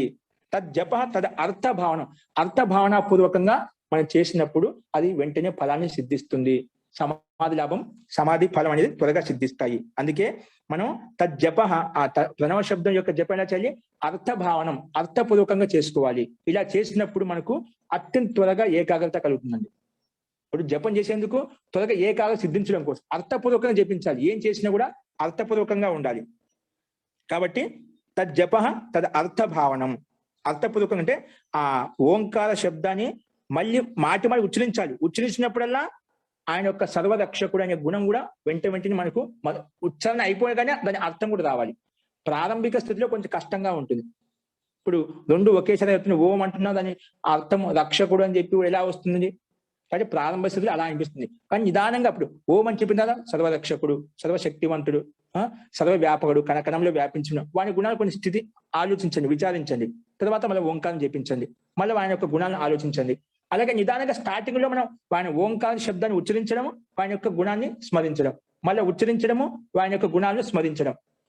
అలాగా ప్రారంభిక దృష్టిలో కొంచెం నిదానంగా వెళ్ళండి. మనకు సంఖ్య ముఖ్యం కాదు. చాలా మంది మాల తీసుకొని తిప్పుకుంటూ వెళ్తూ ఉంటారు, అంత స్పీడ్, అంత గట్టి వెళ్తుంది. ఎన్ని వేలు చేసుకుంటే అంతే, ఎన్ని కోట్లు వేయాలంటే ఎన్ని వేలు, ఎన్ని లక్షలు చేసుకుంటే అంత పుణ్యం అనుకుంటారు. అది అక్కడ శాబ్దికంగానే అంతవరకు లాభమే, కానీ అర్థం లేదు, అక్కడ అర్థభావన లేదు. మనకు సంఖ్య ముఖ్యం కాదు, సంఖ్య ప్రధానం కాదు. మనం ఎంత స్థిరంగా, ఎంత లయబద్ధంగా, ఎంత ధైర్యంతో స్థిరతాపూర్వకంగా ఆ అర్థభావన చేస్తున్నాం అనేది ముఖ్యం. సంఖ్య ప్రధానం కాదు. ఎంత స్థిరంగా, లయబద్ధంగా, ఎంత ధైర్యంగా నువ్వు ఆ జపానుష్ఠానం చేస్తున్నావు, దాన్ని అర్థ చింతన చేస్తున్నావు, అది ముఖ్యం అండి. కాబట్టి మీరు సంఖ్య మీద డిపెండ్ కావద్దు, దాని అర్థం మీద డిపెండ్ కావాలి. అర్థపూర్వకంగా మన భావన ఉండాలి. అందుకే మనం ఉచ్చరించినప్పుడు మన యొక్క గుణాలు మనకు చింతనలోకి మన చింతన చేయాలి. మన యొక్క పరమేశ్వరుని యొక్క గుణాలు ఏవైతే ఉన్నాయో వాటిని చింతన చేస్తూ ఉంటేనా, మన యొక్క గుణకర్మ స్వభావాలు చింతన చేస్తూ ఉంటేనా మన మనసు త్వరగా ఏకాగ్రం అవుతుంది. కాబట్టి తజ్జప ఎలా చేయాలి? తద అర్థభావన పూర్వకంగా చేయాలి. ఈ విషయంలో మహర్షి వ్యాస ఏమంటున్నారు చూడండి. ప్రణవస్య జప ప్రణవాభిధేయస్య చ ఈశ్వరస్య భావనం. ప్రణవస్య జప అంటే ప్రణవస్య జప అంటే ఓంకారం యొక్క జపం ఏంటి? ప్రణవాభిధేయస్య, అభిధేయం అంటే లక్ష్యం, ఎవరు? ఆ ఈశ్వరుడు. ప్రణవ అభిధేయస్య, ఎవరు? ఈశ్వరస్య భావన, ఈశ్వరుని యొక్క భావన మనం చేయాలి. జపం అంటే ఏంటి? ఈశ్వరుని యొక్క భావన, అంటే ఈశ్వరునిలో ఉండే గుణాల యొక్క భావన మనం చేయాలి. దాన్ని భావన అంటాం. అంటే ఈశ్వరుని యొక్క గుణాలు ఏవైతే చింతన చేస్తామో వాటిని భావన అని చెప్పాం. అందుకే ఏంటి? ప్రణవస్య జప, ప్రణవం యొక్క జపం ఏంటి? ప్రణవాభిధేయస్య చ ఈశ్వరస్య భావనం. ప్రణవాభిధేయం, అభిధేయం అంటే లక్ష్యం. ఆ ప్రణవ శబ్దానికి వాచక శబ్దానికి వాచ్యం ఎవరు? ఆ ఈశ్వరుడు. ఆ ఈశ్వరుని యొక్క గుణాల యొక్క భావన చింతననే భావన, దాన్ని భావన అని చెప్పాము. అందుకే ఈశ్వరస్య భావన, భావన మనలో ఉండాలి. తర్వాత ఏం చెప్పాడు? తదస్య యోగినః ప్రణవం జపతః ప్రణవార్థం చ భావయతః చిత్తం ఏకాగ్రం సంపద్యతే. చూడండి, తద్ అస్య యోగినః, ఇట్లా ఈ రకంగా ఆ ప్రణవ శబ్దం ద్వారా ఆ వాచ్య ఈశ్వరుని భావన తోటి చేయడం వల్ల, అర్థపూర్వకంగా చేయడం వల్ల ఏమవుతుంది? తదస్య యోగినః ప్రణవం జపుతా, అట్లా ప్రణవం జపిస్తూ ప్రణవార్థం చ, ఆ ప్రణవం యొక్క అర్థం అంటే ఈశ్వరుని యొక్క గుణాలను ఈ విధంగా భావన చేస్తామో భావయతః ప్రణవార్థం చ, ఇంకా ఆ ప్రణవం యొక్క అర్థం ఏదైతే ఉందో, ఈశ్వరుని యొక్క గుణాలు ఏవైతే ఉన్నాయో వాటిని భావన చేస్తూ, చింతన చేస్తూ చిత్తం ఏకాగ్రం సంపద్యతే, అప్పుడు చిత్తం ఏకాగ్రత పొందుతుంది, ఏకాగ్రత లభిస్తుంది చిత్తానికి. ఎంత స్పష్టంగా చెప్పాడు. అందుకే మనకు చాలా మంది నేను యోగం చేస్తున్నాను, చాలా ఏం చేసి నాకు చిత్తం ఏకాగ్రం కాదంటే తద అర్థ భావన, తద్ జప తద అర్థ భావన కూడా ఉండాలి. అర్థ భావన ఉంటే శీఘ్రంగా నీకు వెంటనే ప్రణవం జపతః ప్రణవార్థం చ భావయతః, ప్రణవం జపం చేస్తూ ఆ ప్రణవం యొక్క అర్థం ఏదైతే ఉందో దాన్ని కూడా భావన అంటే చింతన చేస్తూ ఉండటం వల్ల చిత్తం ఏకాగ్రం భవతి, చిత్తం అనేది ఏకాగ్ర స్థితిని పొందుతుంది. అలా చేస్తే ఖచ్చితంగా వస్తుందండి. మనము శాబ్దికంగా శబ్దాన్ని ఉచ్చరిస్తూ పోతుంటే అలాగే స్పీడ్కి గతిలో వెళ్ళిపోతుంటాం, కానీ దాని అర్థ భావన ఏదైతే ఉందో, దాని యొక్క అర్థం ఏదైతే ఉందో దాన్ని మర్చిపోతూ ఉంటాం. కాబట్టి ఆ జపంతో పాటు ఆ జపం యొక్క ఏ శ్లోకం తీసుకునే, జపం తీసుకునే, ఏ వర్ణ ఏ పదం తీసుకున్నా కూడా, అంటే కొందరు ఒక్కొక్కరికి కొన్ని శ్లోకాలను తీసుకొని స్తుతిస్తూ ఉంటారు అన్నమాట. కొందరు ఓంకారాన్ని కానీ రకరకాలుగా స్తుతించడానికి ప్రక్రియలు ఉన్నాయి. కానీ ఇక్కడ మనకు ఒక పద్ధతి పరమేశ్వరుడు మహర్షి పతంజలి చెప్తున్నమాట. ప్రణవ శబ్దం ద్వారా మనం ఓంకారం ద్వారా ఆ ఈశ్వర తత్వాన్ని తెలుసుకోవచ్చు. కాబట్టి మనం జపం ఏం చేసినా కూడా జపానుష్ఠానంలో దాని అర్థ భావన కూడా ఖచ్చితంగా ఉంటేనే మనకు చిత్తం త్వరగా ఏకాగ్రతను సిద్ధిస్తుంది అని చెప్పుకున్నాం. అందుకే తదస్య యోగినః ప్రణవం జపతః ప్రణవార్థం చ, ప్రణవం యొక్క అర్థం ఏదైతే ఉందో దాన్ని భావన చేయడం వలన చిత్తం ఏకాగ్రం సంపద్యతే. తథాచ ఉక్తం, అలాగే ఒక శ్లోకం చెప్పానమాట మహర్షి పతంజలి ఇదే విషయంలో. అలా చేయడం వల్ల ఏం కలుగుతుంది? ప్రణవము ప్రణవార్థం భావన చేయడం వలన చిత్తం ఏకాగ్రం అవుతుంది. అందుకే అలాగే చెప్పాడు. తథాచ ఉక్తం, ఒక శ్లోకం చెప్పాడు. ఏం చెప్పాడు చూడండి పక్కన, స్వాధ్యాయాత్ యోగమాసీత, స్వాధ్యాయాత్ యోగమాసీత, యోగాత్ స్వాధ్యాయం ఆమనేత్. ఇక్కడ ఆసతే ఉందండి, అంటే పాఠాంతర భేదం ఉంది. ఆమనేత్ అంటే కొంత ఆసతే కూడా అంటారు. ఓకేనా? స్వాధ్యాయాత్ యోగమాసీత, యోగాత్ స్వాధ్యాయం ఆమనేత్ యద ఆసతే. మళ్ళీ ఏముంది? స్వాధ్యాయ యోగ సంపత్త్యా పరమాత్మ ప్రకాశతే. స్వాధ్యాయము యోగ సంపత్తి ద్వారా ఏమవుతుందంట? పరమాత్మ ప్రకాశతే, పరమాత్మ యొక్క స్వరూపం మనకు ప్రకటిస్తుందంట. ఎలాగా? స్వాధ్యాయాత్ యోగమాసీత, స్వాధ్యాయాత్ పంచమి భక్తి, స్వాధ్యాయం వలన యోగమాసిత, యోగం చేయగలుగుతాము. మళ్ళీ యోగాత్ స్వాధ్యాయం ఆమనేత్, అంటే యోగం ద్వారా స్వాధ్యాయం వల్ల అభ్యాసం చేసుకోవాలి. ఇట్లా స్వాధ్యాయము యోగము ద్వారా స్వాధ్యాయం ఇలా చేసుకోవడం ఏమవుతుంది? స్వాధ్యాయ యోగ సంపత్తి, స్వాధ్యాయం యోగ సంపత్తి ద్వారా పరమాత్మ ప్రకాశతే, పరమాత్మ యొక్క స్వరూపం మనకు ప్రకటమవుతుంది, ప్రకటించబడుతుంది. అంటే పరమాత్మ యొక్క స్వరూపం మనకు దర్శించబడుతుంది. స్వాధ్యాయం అంటే ఏమిటి? స్వస్య అధ్యాయ స్వాధ్యాయ. స్వస్య అధ్యయనం అంటే నీ గురించి నువ్వు తెలుసుకోవడం, నీ గురించి నువ్వు ప్రతి క్షణము నీ గురించి నువ్వు ఆలోచించడం అంట. ఆత్మ నిరీక్షణ అంటాం. ప్రతి నిత్యం నీ ఆలోచన ఏం ఆలోచిస్తుంది, ఏం పని చేస్తుంది, సార్థకమైన ఆలోచన చేస్తుందా, నిరర్థకమైన పనులు చేస్తుందా, సకామ పనులు చేస్తుందా, నిష్కామమైన పనులు చేస్తుందా. కాబట్టి నీ గురించి నువ్వు అధ్యయనం చేసుకోవడము. ఇంకా వేదాది శాస్త్రాలు, వేదానుకూలమైన గ్రంథాలు ఏవైతే ఉన్నాయో, మోక్ష శాస్త్రానికి సంబంధించిన ఉపనిషత్తులు, ఆధ్యాత్మిక గ్రంథానికి సంబంధించినటువంటి మోక్షానికి సంబంధించిన గ్రంథాలు వాటిని అధ్యయనం చేయడం. ఒకటి స్వస్య నిరీక్షణ చేసుకోవడము, నీ గురించి నువ్వు నిరీక్షణ చేసుకోవడం. ఒకటి స్వాధ్యాయము. తర్వాత స్వాధ్యాయం అంటే మోక్షాది శాస్త్రాలను ప్రేరేపించేటువంటి గ్రంథాలు ఏవైతే ఉన్నాయో వాటిని అధ్యయనం చేయడం. అలా అధ్యయనం చేయడం వల్ల మనలో మనసులో ఆ స్వాధ్యాయం ద్వారా ఏమవుతుందంటే మనకు ఆ పరమాత్మ యొక్క తత్వాన్ని తెలుసుకోవాలనే సంకల్పము, ఇచ్ఛ, తీవ్ర ఇచ్ఛ దృఢంగా బలంగా తయారవుతుంది. అందుకే స్వాధ్యాయం ద్వారా యోగం చేయాలని, యోగ అభ్యాసం చేయాలని చెప్పి నీ కోరిక బలంగా తీవ్రంగా అవుతుంది. యోగమాసిత. మన ఆ యోగం ద్వారా ఈ యోగం ద్వారా అంత శక్తి స్ఫురణ నీళ్ళు వస్తుంది. యోగం ద్వారా స్వాధ్యాయం ఆమనేత్, ఆ యోగం ద్వారా మళ్ళా ఈ స్వాధ్యాయం ఇంకా ఎక్కువ చేయాలి, ఇంకా నేను ప్రేరణ పొందాలి, ఇంకా ఈశ్వరుని యొక్క తత్వం, ఆత్మ యొక్క తత్వం, ఈ బ్రహ్మాండం యొక్క తత్వం తెలుసుకోవాలి. ఎందుకంటే స్వాధ్యాయం ద్వారా ఇవన్నీ తెలుస్తూ ఉంటాయి మనకు. మళ్ళా ఆ యోగా స్వాధ్యాయం ఆమన్యత, మళ్ళీ యోగం ద్వారా చేసిన తర్వాత ఆ శక్తి మనకు ఊర్జ అనేది ఇంకా పెరుగుతూ పోతుంది, తీవ్ర ఇచ్చ పెరుగుతూ పోతుంది అనమాట. అందుకే స్వాధ్యాయం ద్వారా యోగం అభ్యాసం చేస్తుంటాడు, మళ్ళీ యోగాభ్యాసం ద్వారా ఏదైతే స్థితి అనుభూతి కలుగుతుందో మళ్ళీ స్వాధ్యాయం చేసుకోవాలి, ఇంకా స్వాధ్యాయం చేసి తెలుసుకోవాలి.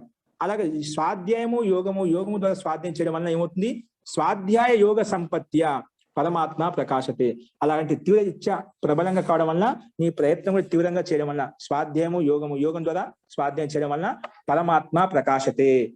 అంటే ఈ జపానుష్ఠానం కూడా తీసుకోవచ్చు. ఇక్కడ మనం స్వాధ్యాయం అంటే ఇక్కడ జపం చేయడం వల్ల, అర్థపూర్వక జపం చేయడం వల్ల ఏమవుతుంది, మనకు ఒక పరమాత్మ పట్ల శ్రద్ధ, రుచి, ప్రేమ, అనురాగం ఇవన్నీ కలుగుతాయి. మళ్ళా ఆ యోగాభ్యాసం చేయడం వల్ల ఈ స్వాధ్యాయం పట్ల మనకు రుచి కలుగుతుంది, ఆ పరమాత్మ యొక్క స్వరూపం తెలుసుకోవాలి. పరమ చెప్పాలంటే నాకు ఆ స్వాధ్యాయం ఉండే కదా, ఈశ్వరానుకూలమైన గ్రంథాలు ఏవైతే ఉన్నాయో, ఋషి మహర్షులు ఏవైతే ఉన్నారో, ఒక ప్రక్రియ పద్ధతి ప్రణాళిక మనకు చెప్పారు, ఆ శాస్త్రాన్ని చదవాలి. ఆ యోగాభ్యాసం జపానుష్ఠానం చేయడం వల్ల మనకు అలాంటి తీవ్ర ఇచ్చ కలుగుతుంది. అట్లా రెండింటికి సంయోగం ద్వారా ఏమవుతుంది, అలా చేయడం వల్ల మనకి అభ్యాసం చేయడం ద్వారా ఏమవుతుంది, పరమాత్మ ప్రకాశతే. ఇలా స్వాధ్యాయం చేయడం వల్ల ఏమవుతుంది, ముఖ్యంగా జపం సంయోగంతో మన చిత్తంలో ఉన్నటువంటి వృత్తులు నిరోధించబడతాయి, చిత్తంలో ఉండే ఆలోచనలు నిరోధించబడతాయి. ఎలాగా, స్వాధ్యాయం చేయడం ద్వారా, జపానుష్ఠానం చేయడం ద్వారా. మన చిత్తంలో ఇప్పుడు 5 రకాల వృత్తులు చెప్పుకున్నాం కదా, ప్రమాణ, విపర్యయ, వికల్ప, నిద్రా, స్మృతయ అని చెప్పి ఇందులో ఏదో ఒక వృత్తిలో ఉంటాం. అంటే మన చిత్తంలో ఏవైతే ఆలోచనలు ఉన్నాయో ఈ స్వాధ్యాయం ద్వారా, జపానుష్ఠానం ద్వారా అవి నిరోధించబడతాయి. నిరోధించడం వల్ల ఏమవుతుంది, మనం యోగం చేసుకోవచ్చు, దాని వైపు ముందుకు వెళ్ళిపోవచ్చు. చిత్తంలో వృత్తులు నిరోధించబడ్డాయి అనుకోండి, మన యోగము ఓంకార జపం అనేది, ప్రణవ జపం అనేది స్పష్టంగా నీట్గా సక్రమంగా నడుస్తుంది. అది సక్రమంగా ఉన్నప్పుడు మన ఏకాగ్రత స్థితి కూడా పెరుగుతూ పోతుంది అన్నమాట. ఏకాగ్ర శక్తి పెరగడం వల్ల మనలో ఆ ఈశ్వరుని పట్ల శ్రద్ధ, ప్రేమానురాగాలు తీవ్రంగా కావడం వల్ల ఆ రెండింటి సంయోగం ద్వారా, స్వాధ్యాయం యోగం ద్వారా పరమాత్మ దర్శనం కలుగుతుంది. కాబట్టి స్వాధ్యాయం ద్వారా యోగమాసీత, యోగం ద్వారా స్వాధ్యాయం ఆమన్యత్. ఈ స్వాధ్యాయ ఆ యోగ సంపత్తి ద్వారా మనకు పరమాత్మ లభ్యమవుతాడు, పరమాత్మ దర్శనం కలుగుతుంది అని చెప్పి ఈ శ్లోకంలో స్పష్టంగా చెప్పారు. కాబట్టి మనం అర్థపూర్వకంగా జపం చేయడం వల్ల మన చిత్తంలో ఉండేటువంటి వృత్తులు నిరోధించబడతాయి. అంటే మన మనసు సాత్వికం అయిపోతుందండి.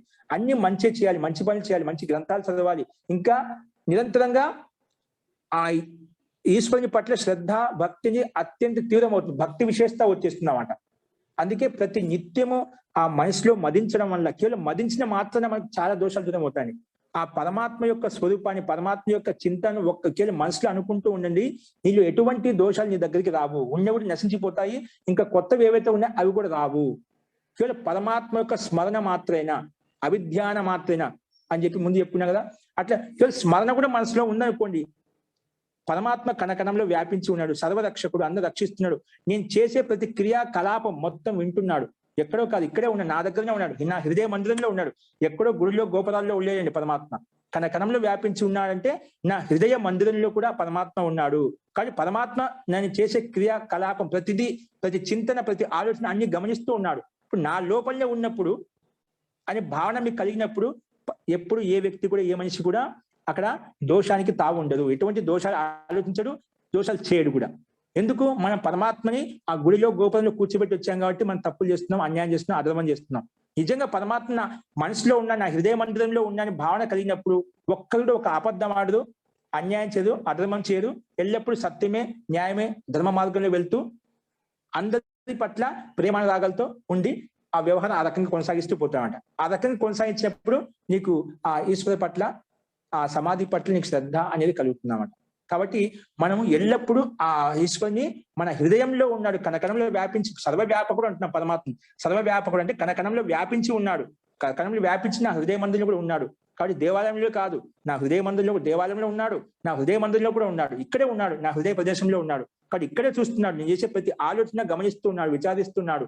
కాబట్టి నేను చేసే కర్మకు అది మంచిదైతే శుభం కలుగుతుంది, అది ఆ అశుభం కర్మ అయితే, అశుభ చింతన ఆలోచన అయితే దానివల్ల దుఃఖం కలుగుతుంది. కాబట్టి ఈశ్వరుడు న్యాయకారి, న్యాయం చేస్తాడు, కర్మ ఫలానికి ఖచ్చితంగా ఫలితం ఉంటుంది, దండ వ్యవస్థ ఉంటుంది.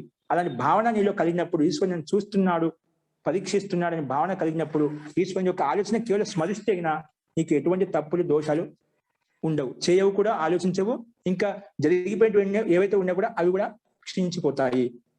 పరమాత్మ యొక్క అభిధ్యాన మాత్రం చేత. అది ఎలా సంభవిస్తుంది?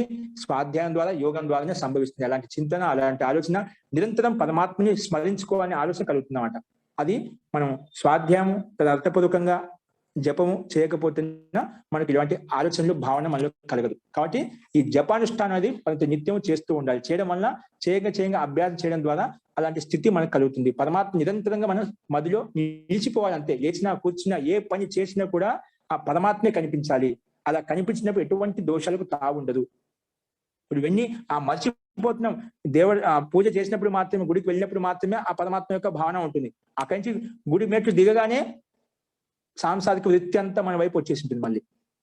కాబట్టి మన హృదయ మందిరంలో ఉండాలని భావన చేసినప్పుడు నువ్వు ఎక్కడ పోయినా, ఎక్కడ తిరిగినా కూడా నీకు ఆ సాత్విక వృత్తి, హృదయం భగవంతుడి దగ్గర కూర్చున్నప్పుడు ఏ విధంగా అయితే వృత్తి ఉంటుందో అదే వృత్తి లౌకిక వ్యవహారంలో ఉన్నప్పుడు కూడా నీకు అలాంటి భావన కలుగుతుంది. ధార్మికంగా ఉండాలని చెప్పి స్వాధ్యాయం చేయాలి, ఇంకా న్యాయయుక్తమైన, ధర్మయుక్తమైన పనులు చేయాలని చెప్పి నీకు భావన కలుగుతున్నాం.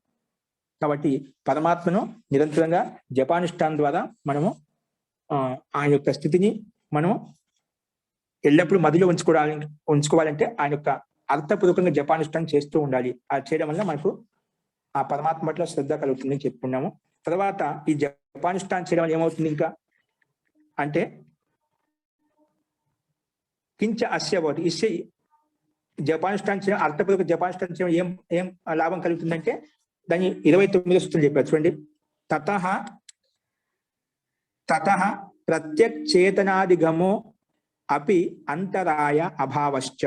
ఏంటంటే తత ప్రత్యక్ చేతనాదిగమో అంతరాయ అభావశ్చ కించ అస్య భవతి.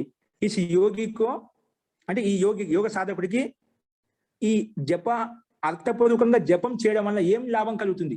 ఏం లాభం కలుగుతుంది అంటే మనం చెప్పుకున్నాం, యోగాత్ స్వాధ్యాయమామనే స్వాధ్యాయ యోగ సంపత్య పరమాత్మ ప్రకాశత అని చెప్పి మనకి వ్యాస భాషలో మహర్షి వ్యాస చెప్పారన్నమాట.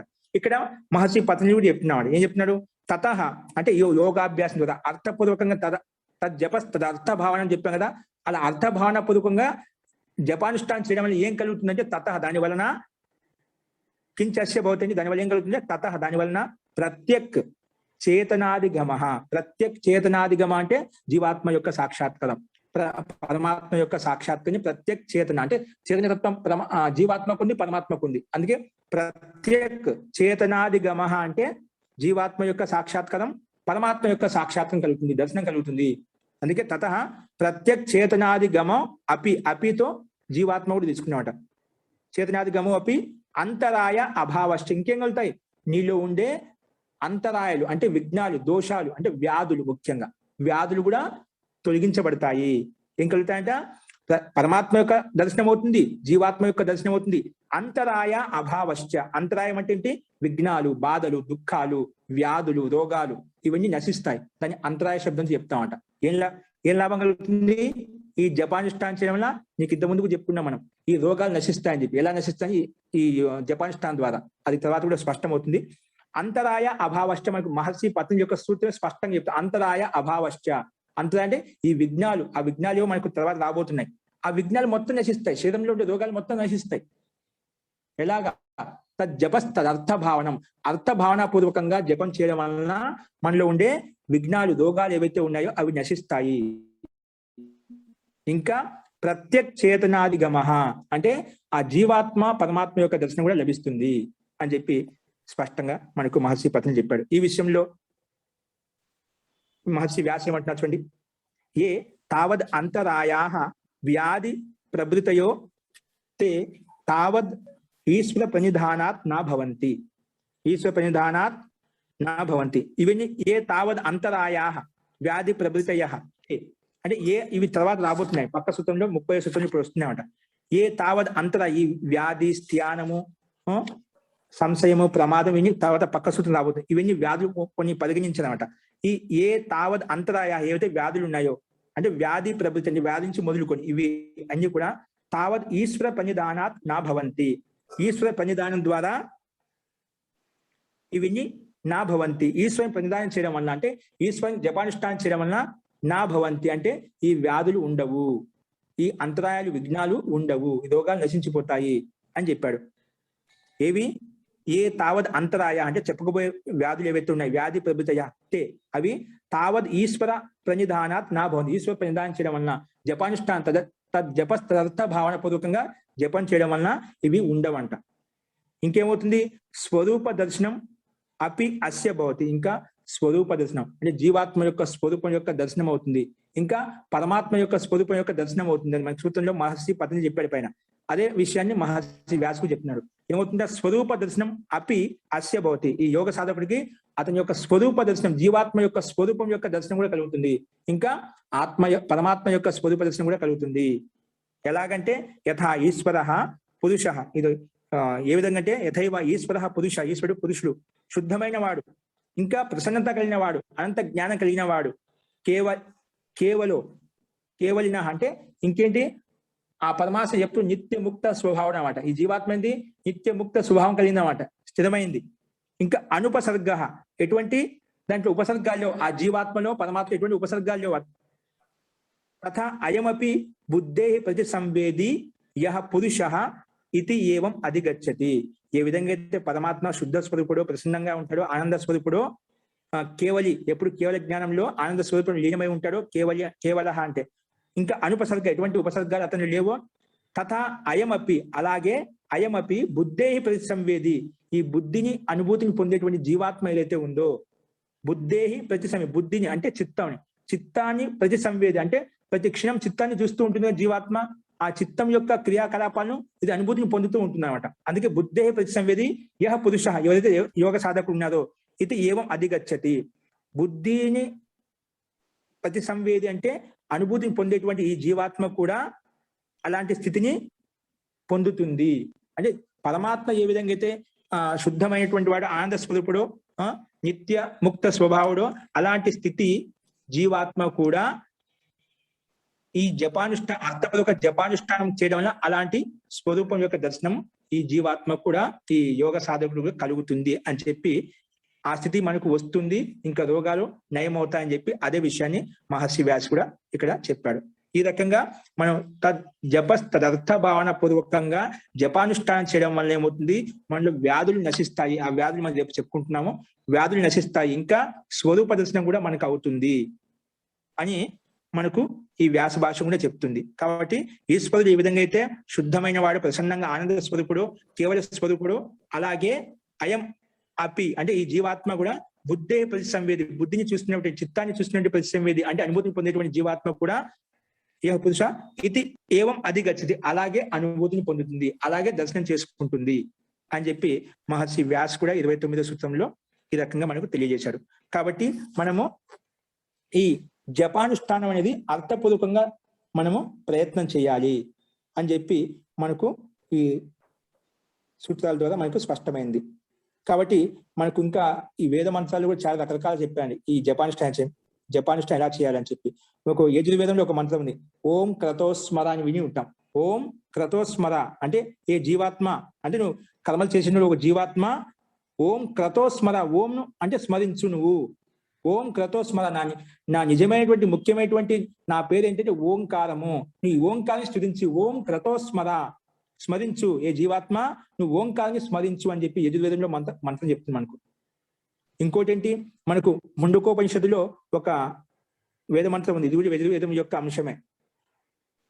ప్రణవో ధను శరోహి ఆత్మ బ్రహ్మ తల్లక్ష్యముచ్యతే అప్రమత్తేన వేద్ధవ్యం శరవత్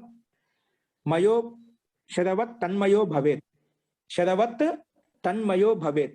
ఇక్కడ ఎంత స్పష్టంగా ఉందో. ప్రణవో ధను, ఈ ప్రణవం ఏంటి ఓంకార జపం ఏంటి ధనుస్సు అంట. ఈ ప్రణవం ఏంటి ప్రణవో ధను, ఈ ప్రణవం అనేది ధనుస్సు లాంటిది. శరహ అంటే బాణం, ఈ బాణం ఆత్మ అంట జీవాత్మ. ఏంటి ఈ ప్రణవం అంటే ఓంకార జపానుష్ఠానం చేస్తున్నామో అది ధనుస్సు లాంటిది, ఈ బాణం ఏదైతే ఉందో అది జీవాత్మ అంట. బ్రహ్మ తన లక్ష్యం ఉచ్యతే, కానీ ఆ బాణానికి లక్ష్యం ఏంటి, ఆ ధనుస్సుకి లక్ష్యం పెట్టాము జీవాత్మ. బ్రహ్మ తన లక్ష్యం ఉచ్యతే, బ్రహ్మ యొక్క లక్ష్యం అంటే జపానుష్ఠానం ద్వారా జీవాత్మ పరమాత్మకి లక్ష్యం పెట్టింది, గురి పెట్టింది అనమాట అక్కడ.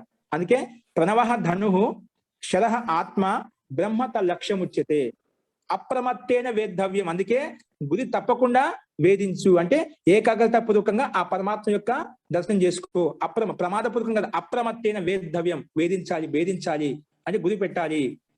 శరవత్ తన్మయో భవత్, అందుకే శరహ ఏ విధంగా అయితే అది అత్యంత ఏకాగ్రతలో ఉండి లీనమై ఆ లక్ష్యాన్ని వేధిస్తుందో అలాగే నువ్వు పరమాత్మను వేధించాలి, పరమాత్మ లక్ష్యంగా ఉండాలి అని చెప్పి ముందుకోపనిషత్తు సరళమైన శ్లోకం మంత్రం చెప్పారు చూడండి. అప్రమత్తైన వేద్ధవ్యం, అప్రమత్తాపూర్వకంగా మనం వేధించాలి, గురి పెట్టాలి. ఎవరికి? ఆ పరమాత్మకి. ఆ రకంగా మనం జపానుష్ఠానం చేయాలి. చూడండి ఎంత రకంగా చెప్పారు మనకు. కాబట్టి మన జపానుష్ఠానం ప్రణవం అనేది అర్థపూర్వకంగా ఉన్నప్పుడు అదే విధంగా మన లక్ష్యం అదే విధంగా వెళుతుందండి. మన లక్ష్యం లేదనుకోండి, పరమాత్మ యొక్క లక్ష్యం లేదనుకోండి, మనం ఇక్కడక్కడ పోతూ ఉంటాం. ఇప్పుడు మన అర్జున విషయంలో విన్నామండి రామాయణంలో. అర్జునికి వాళ్ళ ద్రోణాచార్యుడు వాళ్ళ శిష్యులకు పరీక్షించేటప్పుడు ఏం చెప్తా అంటే, ఒక చెట్టు మీద కొన భాగంలో మీరు వినే ఉండి ఉంటారు. కొన భాగంలో ఒక పక్షి ఉంది. అందరిని పిలిచి చెప్తానమాట. చెప్తే నీకు ఏం కనిపిస్తుంది అని అంటే, నాకు చెట్టు కనిపిస్తుంది, చెట్టు మీద పక్షి కూడా కనిపిస్తుంది, ఆకాశం కనిపిస్తుంది అని చెప్పుకుంటూ వచ్చా. అలా ప్రతి ఒక్కరిని అడుక్కుంటూ వచ్చానమాట. అందరూ నాకు చెట్లు ఆకులు కనిపిస్తున్నాయి, అది పక్షి కనిపిస్తుంది చెప్తూ వచ్చానమాట. కానీ లాస్ట్ అడుగుతూ వచ్చేసరికి ఒక్కరికి బుద్ధిని బట్టి ఒక్కరికి ఒక రకంగా చెప్పానమాట. అందులో కొన్ని సూక్ష్మ బుద్ధి ఉన్న వాళ్ళు కూడా అడిగి చెప్పారన్నమాట, నాకు పక్షి మాత్రం కనిపిస్తుంది చెప్పారు. అంటే కనీసం కొంతవరకు ఆ చెట్లు ఆకులు కనిపించాయి కానీ పక్షి కనిపిస్తుంది. లాస్ట్ కు ఆయన కుమారుడైనటువంటి ఎవరు అశ్వత్థామను పిలిచాడు. అశ్వత్థామ నువ్వు కూడా వచ్చి చూడు, నీకేం కనిపిస్తుంది చెట్టు మీద అంటే, నాకు పక్షి కనిపిస్తుంది అని చెప్పాడు అనమాట. అంటే ఆయన పక్షి మొత్తాన్ని చూస్తున్నాడు. లాస్ట్ అర్జున్ని పిలిపిస్తే ఏం చెప్పాడు అంటే, అది కొట్టాలి, గురి పెట్టండి, ఏం కనిపిస్తుంది మీకు అని చెప్పి. అర్జును పిలిపిస్తే ఏం చెప్తాడు అర్జును, నాకు ఆ పక్షి యొక్క కనుగుడ్డు మాత్రమే కనిపిస్తుంది అని చెప్తాడు అనమాట. అంటే దృష్టి అంతా మొత్తము సంకోచించి ఆ కేంద్ర బిందు లక్ష్యం ఏంటి, ఆ పక్షి యొక్క కనుగుడ్డు మాత్రం మీద ఉంది, మెదడు మీద ఉంది. గురుదేవా దీన్ని భేదించమంటావా అని చెప్పి పెడతామట. అంటే ఏ అవసరం లేదైనా చూస్తున్న ఎవరికి ఏకాగ్రత ఎంత ఉంది, ఏ రకంగా చూస్తారని చెప్పి అక్కడ పరీక్షను పెడతామట. అట్లా మన దృష్టి మొత్తం కూడా ఆ చెట్ల మీద ఆకుల మీద లేదంటే ఆ పక్షి మొత్తం మీద కాదు, మనం ఏదైతే లక్ష్యం పెట్టాం అదే లక్ష్యం కనిపించాలి. అంత ఏకాగ్రత మనలో కలిగి ఉండాలి. కాబట్టి మనం జపానుష్ఠానం చేసేటప్పుడు కూడా మనం అర్థపూర్వక జపం చేస్తున్నాం అంటే మన లక్ష్యం బ్రహ్మ మీద ఉండాలి. నేను జపానుష్ఠానం చేస్తే అర్థపూర్వక జపం చేస్తుంటే ఆ పరమాత్మ లక్ష్యంగా ఉండాలి. ఏ విధంగా అయితే ప్రణవ ధనుహు శరః ఆత్మ బ్రహ్మ తల్ లక్ష్యం ఉచ్యతే, ఆ శర బాణానికి ఏ విధంగా ఆ బ్రహ్మ లక్ష్యంగా వేధించామో గురి పెట్టామో అదే విధంగా మన జపానుష్ఠానం ఆ రకంగా లక్ష్యంగా భావించి మనం ప్రయత్నం చేసినప్పుడు ఖచ్చితంగా పరమాత్మ యొక్క స్థితి మనకు దర్శనం కలుగుతుంది. అలాంటి స్థితి ఏకాగ్రత కలిగినప్పుడు ఆ స్థితి ముందుకు వెళ్ళిపోతా ఉన్నాం. ఇలా స్థితిని ప్రారంభించడం వల్ల ప్రయత్నం చేయడం వల్ల ముందు చిత్తం ఏకాగ్రం సంపద్యతే, చిత్తం ఏకాగ్రతను పొందుతున్నాడు. ఆ చిత్తం ఏకాగ్రం పొందడం వల్ల మన లక్ష్యం పరమాత్మ యొక్క స్వరూపం స్పష్టంగా కనిపిస్తుంది. ముందు లక్ష్యాన్ని భేదించాలి. మనం చూసే నిశాన గురి అనేది సరిగా లేకపోతేనా అది ఇక్కడక్కడ వెళ్ళిపోతుంది, మన మనసు కూడా అక్కడక్కడ వెళ్ళిపోతుంది. కాబట్టి మనము ప్రణవ జపము, ప్రణవం యొక్క అర్థపూర్వకంగా భావన చేసినప్పుడు మనకు అలాంటి ఏకాగ్రత స్థితి కలుగుతుంది. ఏకాగ్రత స్థితి కలిగినప్పుడు ధారణ కలుగుతుంది. ధారణ వల్ల సమాధి కలుగుతుంది. సమాధి వల్ల మనకు పరమాత్మ జీవాత్మ యొక్క దర్శనము మనకు కలుగుతుంది. కాబట్టి ఆ రకంగా అభ్యాసం చేయాలి అని చెప్పి మనకు పతంజలి మహర్షి వ్యాస్ మనకు అదే విధంగా చెప్పారు. ఇంకా దీంట్లో చాలా ఉన్నాయండి, చూద్దాము రేపు. ఈ వ్యాధులు ఏంటి, ఈ వ్యాధులు ఎలా నయం చేసుకోవచ్చు, అసలు వ్యాధుల యొక్క పేర్లు ఏంటి అనేది రేపు చూద్దాం. ఇంకెదైనా సందేహాలు ఉంటే మంత్రపాఠం అయిపోయిన తర్వాత చూద్దామండి. అస్తు మంత్రపాఠ.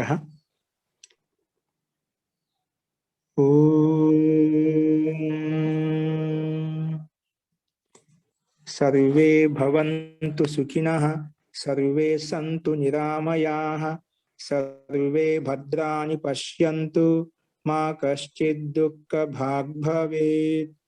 ఓం శాంతి శాంతి శాంతి. సర్వేభ్యో నమః. అందరికీ నమస్కారం అండి. చెప్పండి, ఈ పాఠానికి సంబంధించిన సందేహం చెప్పండి. ధన్యవాదాలు. నమస్తే అండి, ధన్యవాదాలు మహాశయ. ధన్యవాదం గురువు గారు. నమస్తే. ధన్యవాద మహోదయ. ధన్యవాద మహోదయ. ధన్యవాదాలండి. ఇందులో ఎవరికైనా సందేహాలు ఉన్నాయా ఈ పాఠానికి సంబంధించి? ఇప్పుడు మహోదయ వాచ్య వాచక సంబంధం సార్ చెప్పారు. వాచకం అంటే పేరు, అంటే ప్రణవ శబ్దం. ప్రణవ అంటే ఓంకార శబ్దం. వాచ్యం అంటే ఆ ఈశ్వరుడు. ఆ ఈశ్వరుని యొక్క పేరే ప్రణవ శబ్దంతో ఉచ్చరిస్తున్నాము. ఆ ఈశ్వరుని యొక్క స్వరూపం లేదు కదా, ఈశ్వరు యొక్క గుణాలు చింతన చేయాలి మనం. ఈశ్వరుని యొక్క గుణాలు చింతన చేయడం వలన అది మనకు దాని యొక్క వాచక సంబంధం ప్రకారం ప్రయత్నం చేసినప్పుడు ఆ ఈశ్వరుని యొక్క స్వరూపం కూడా మనకు ఆత్మానుభూతి కలుగుతుంది అన్నమాట. దానికోసం ప్రయత్నం చేస్తున్నాం. అంటే మన లక్ష్యం అంటే ఈశ్వరుడు. ఆ ఈశ్వరుని ఎలా సంబోధించాలి, ఎలా మనం ప్రయత్నం చేయాలంటే దాని యొక్క వాచక శబ్దము ప్రణవ శబ్దం, ఓంకార శబ్దం చెప్పామన్నమాట. ఓంకారం ద్వారా ఆ ఈశ్వరుని యొక్క తత్వాన్ని తెలుసుకోవాలి.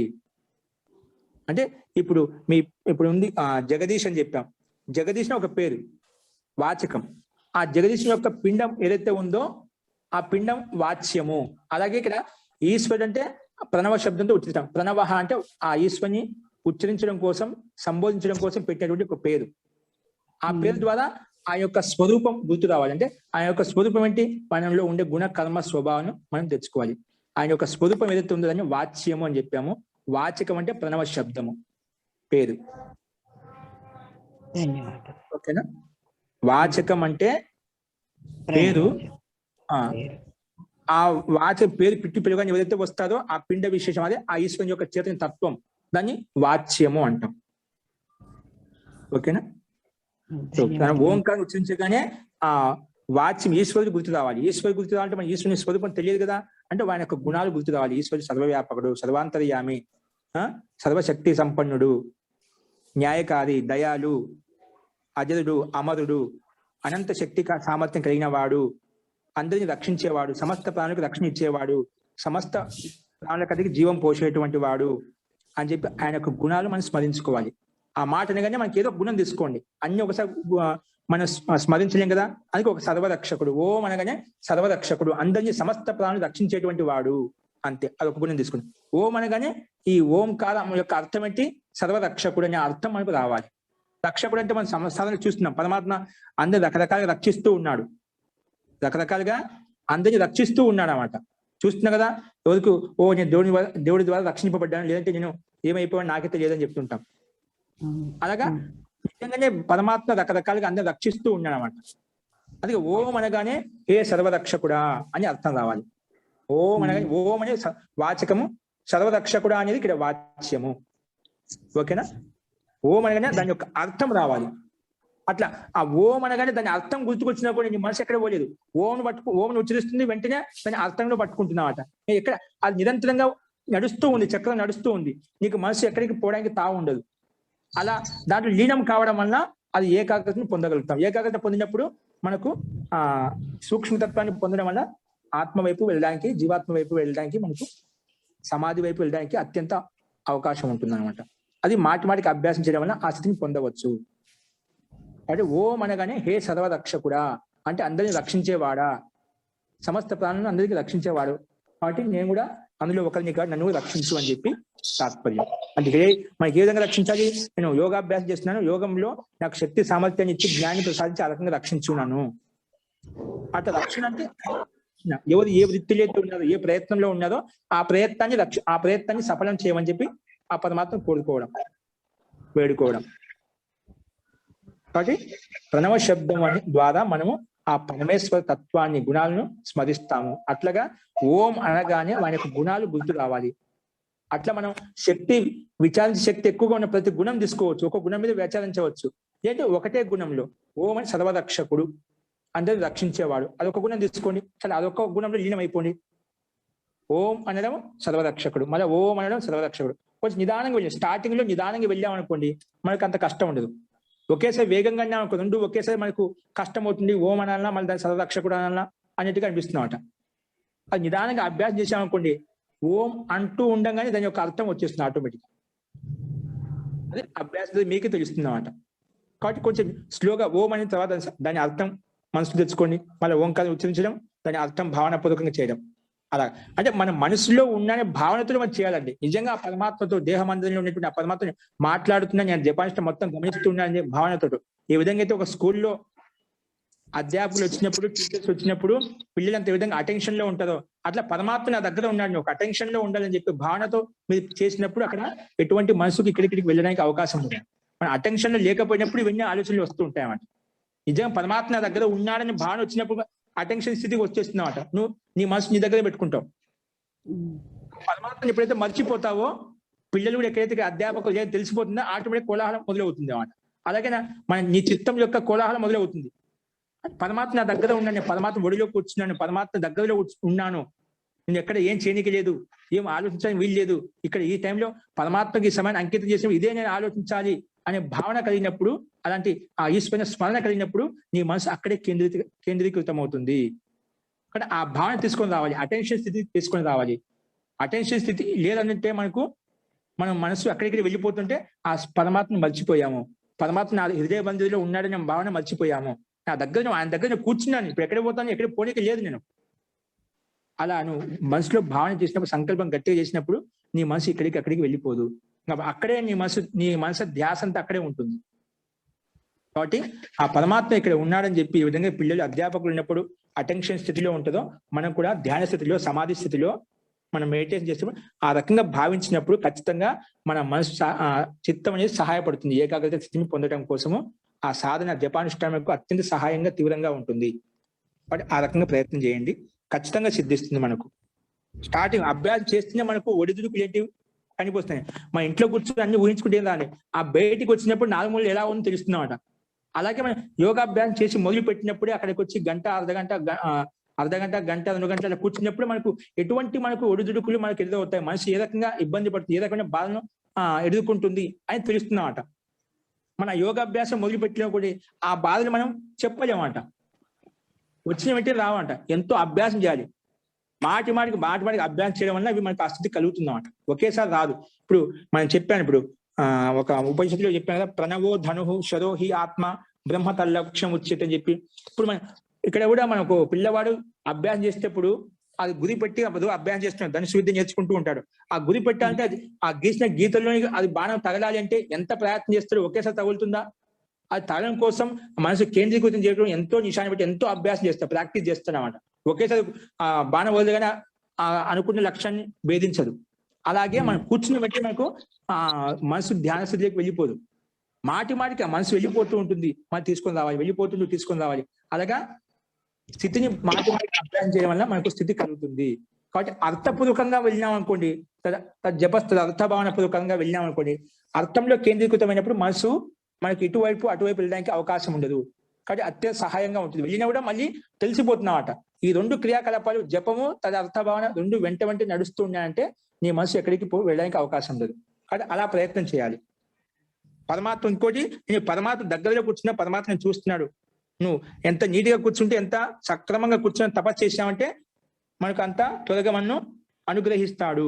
ఇప్పుడు మన పిల్లలు అటెన్షన్ లో కూర్చొని అధ్యాపకుల దగ్గర ఎక్కడైతే బాగా శ్రద్ధగా వింటూ ఉంటారు, చక్కగా చేస్తుంటారో వాళ్ళు అనుగ్రహిస్తుందా, వాళ్ళకి ఏం చెప్పి అన్ని చెప్పేస్తుంటామట, వాళ్ళకి ఏమి వాళ్ళు అన్ని ఇచ్చేస్తుంటామట. అలాగే మన పరమాత్మ నా దగ్గర కూర్చుని అటెన్షన్ స్థితిలో ఉండి నేను చేస్తున్నాను, సాధన చేస్తున్నాను, జపం చేస్తున్నాను అనుకోండి, పరమాత్మ అనుగ్రహం త్వరగా లభిస్తుంది, త్వరగా సిద్ధిస్తుంది, త్వరగా నేను అనుగ్రహిస్తాడు, నేను ముందుకు లాక్కెళ్తాడు. నీ క్రియాకలం కొంత ఒక లైన్లోకి వచ్చినా చాలండి. ఒక లైన్లోకి వెనక ముందు వెనక తిరుగుతూ ఉంటుంది మన మనసు. అది ఒకే లెవెల్లో ఒకే గీతలో వెళ్ళిపోతూ ఉండాలన్నమాట. నీ ధార, నీ ప్రవాహం అనేది జపానుష్ఠానం యొక్క ప్రవాహం ఒకే ధారలో వెళుతూ ఉండాలి. అట్లా వెళ్తూ ఉంటే పరమాత్మ ఇంకా లాక్కెళ్తూ ఉంటాడు. కిందికి పైకి కిందికి వెళ్తున్నా పరమాత్మ నేను లాక్కెళ్ళాడు. నువ్వు ఎప్పుడు ఎక్కడే ఉన్నావో తెలియదు, నువ్వు ఎలా లాక్కెళ్తాడు?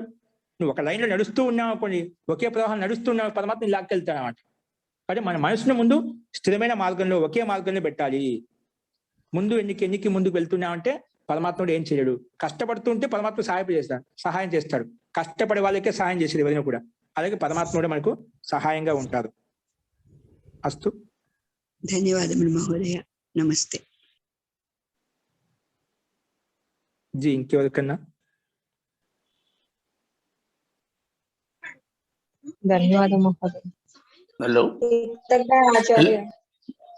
నమస్కారం మహోదయ. ధన్యవాదాలండి.